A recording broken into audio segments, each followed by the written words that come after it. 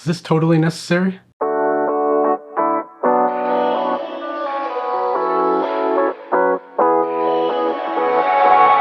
Hey everyone, welcome back to my channel. My name is Dave Dillon with ChaseTheSummit.com, and today I want to talk about the Coros Vertix. The Coros Vertix is a GPS multi-sport watch, and it stands at the top of the food chain in the Coros lineup of GPS wearables. This watch retails for $599. and it bears a striking resemblance to its competition, Garmin Fenix. Coros is marketing the Vertix as kind of an expedition, alpine environment watch. It's also targeted at people who do ultramarathons and long distance races. Before we get further into this, make sure you subscribe down below so you don't miss more content like this. Oh yeah, make sure you stick around to the end of this video where I announced the winner to last week's giveaway of the DT #1 F18 smartwatch. The Coros Vertix ships in this ridiculous box. This is like a full-out roto-molded flight case.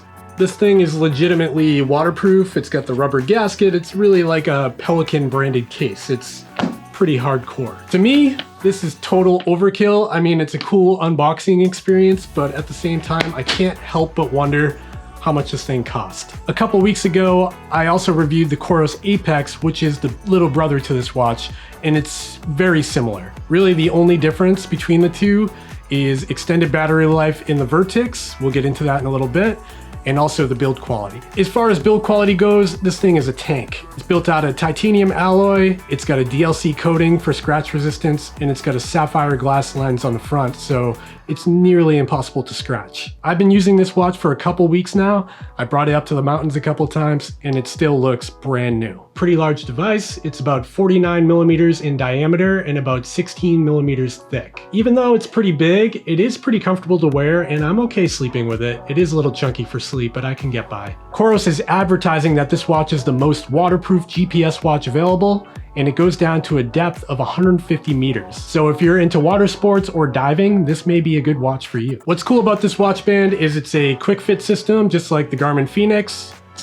And just like the Garmin Fenix, it's also a 22 millimeter band, so any Garmin Fenix 5 watch band you can find on Amazon will fit on this. I'll link some of those down in the description because they're really cheap. This watch features GPS and GLONASS for added accuracy. On the back side, you'll find a heart rate sensor along with a blood oxygen saturation sensor, and this will track the oxygen in your blood 24 hours a day when you're above a certain elevation. This watch also features a barometric altimeter and a compass. The watch connects to your phone and syncs over Bluetooth. There's no Wi-Fi on this device. Instead of the 5-button layout found on most GPS watches, this watch shares a lot with the Coros Apex, which I reviewed a couple weeks ago. Check the description for a link to that video. It uses the same kind of digital knob that the Coros Apex has, where you roll this little wheel and it flips through the menus. Above the digital knob, you have a dedicated light button, and below the digital knob, you have a dedicated back button. When you click and hold the back button, you go into this quick selection menu where you can do various things like stopwatch, timer, watch face. One click of the digital knob brings you into the activity selection menu. From there, you can select run,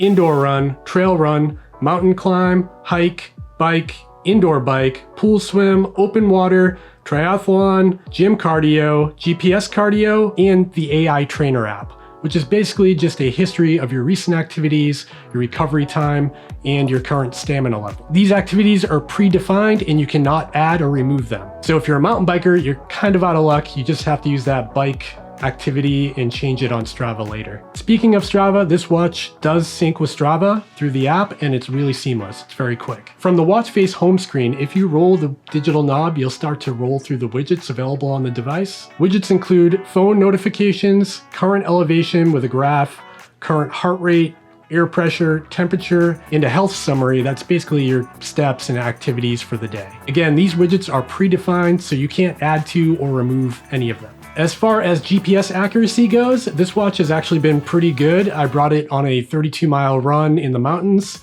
where there's a lot of tree cover. It was kind of a cloudy day, and I got a dead nuts accurate GPS track at the end of the day with exactly what I was expecting in mileage and elevation gain. That's a good sign for the barometer and the GPS tracking system. Heart rate accuracy was much the same. It was basically what I expected. I tried wearing both my Garmin 945 and the Coros Vertix at the same time.